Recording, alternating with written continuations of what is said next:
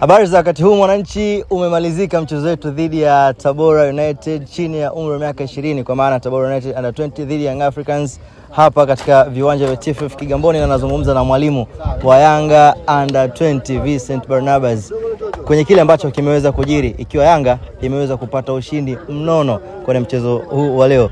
Hongera sana coach. Asante boss. Uko vizuri? Namshukuru Mungu. Nieleze faraja kiasi gani kumaliza mchezo na kufunga magoli 6 na kuweza kufuzu katika hatua inayofuata? Yes, kwanza tuseme tunamshukuru Mwenyezi Mungu na nawapongeza vijana kwa namna walivyojitoa.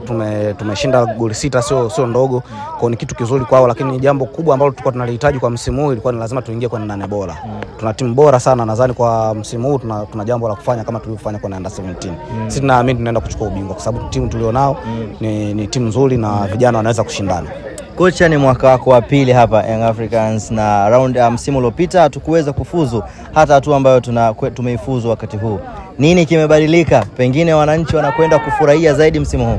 Yes, kikubwa kwanza tulikaa na viongozi tukaona namna gani tutengeneze timu ambayo itakuwa ya ushindani, kitu ambacho tumekifanya. Nadhani kwa msimu huu tuna nafasi ya kulipa madeni ya msimu jana kwa mashabiki wa Yanga. Okay. Yes. Kipi unakibadilisha kwa vijana? Tunaona improvement kubwa idara zote, kwa maana goalkeeping, tunaona defenders, midfielders, lakini hata attackers the likes of Misheto wanafunga magoli na improvement kila siku inaonekana. Yes, kitu kizuri kwao, tunawafundisha na wamekuwa watu wazuri kwenye kupokea. Kwa hiyo tunamshukuru Mwenyezi Mungu namna wanavyopokea na wanavyoenda kufanya uwanjani, ndio kitu ambacho tunafurahia. Kikubwa sana kwao, tunahitaji sana performance.